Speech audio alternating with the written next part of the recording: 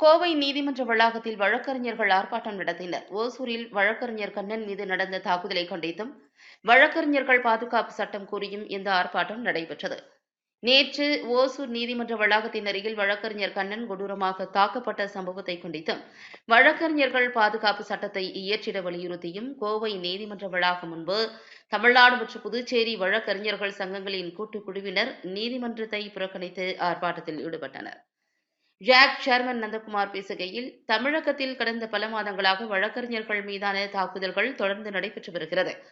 அத்தகைய தாக்குதல்கள் தற்போது வாடிக்கையாகிவிட்டது. மத்திய அரசையும் மாநில அரசையும் வழக்கறிஞர்கள் பாதுகாப்பு சட்டத்தை கொண்டுவர வேண்டும் என்று பலமுறை கேட்டுக்கொண்டோம். ஆனால் இதுவரை கொண்டுவரப்படவில்லை. எனவே உடனடியாக தமிழக அரசு வழக்கறிஞர்கள் பாதுகாப்பு சட்டத்தை இயற்ற வேண்டும்.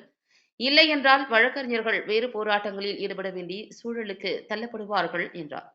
மேலும் வழக்கறிஞர்கள் தாக்கப்பட்டு இறந்துவிட்டால் அவர்களது குடும்பத்திற்கு நஷ்ட ஈடாக 5 லட்சம் ரூபாய் கொடுக்க வேண்டும் என்றும் அவர் கேட்டுக் கொண்டார்.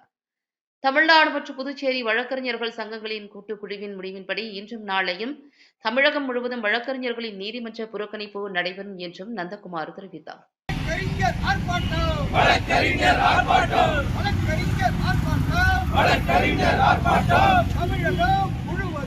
தமிழகம் முழுவதும்